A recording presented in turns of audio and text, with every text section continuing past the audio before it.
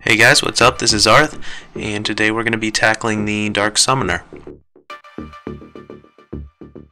Okay, so the first thing I want to mention about this fight is that more than any other fight that you do, there's an element of luck involved. There's really nothing you can do about this.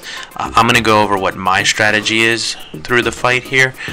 We'll go through it piece by piece. This may or may not work for you. You may have to tweak certain aspects of the strategy, but the biggest mechanic and the biggest challenge to this is the ghosts that spawn that one-shot you. And these spawn in random locations. And if they spawn right next to you, or heaven forbid right behind you, then the fight's basically over. That's not something that you're going to be able to recover from. They're going to one-shot you, and the fight's going to be done. Now there's technically a very, very small window in which you can stun them, but with everything else going on in the fight, if you have one spawn right next to you, that's basically it. So there is an element of RNG to this, and there's not a whole lot to be done about it, but eventually it'll work out in your favor, and there's ways to minimize the risk that we'll talk about. So let's take a look. Okay, so I have my Core Hound again for the burst DPS with Ancient Hysteria. Teleport in, put a frost trap down where the boss is going to spawn. Make sure your pet's on defensive, move into a corner.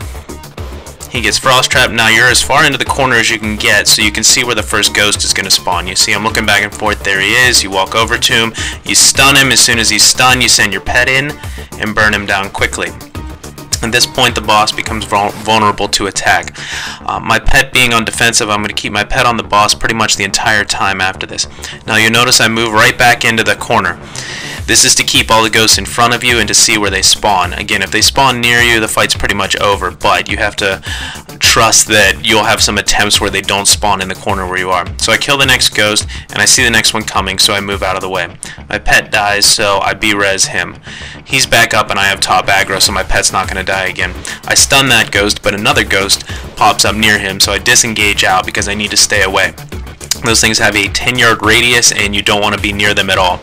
So I'm stunning ghosts, keeping near the wall the entire time, because you want to have your back to the wall, keep the ghosts in front of you, know where they are, minimize the area where they can spawn near you. Alright, the boss is near kill shot range now, so I'm just stunning the ghosts but not worrying about them so I can continue to burn him down. He casts shadow bolts every now and then that are interruptible, but I've been ignoring them because I found I didn't need to. And that's the fight.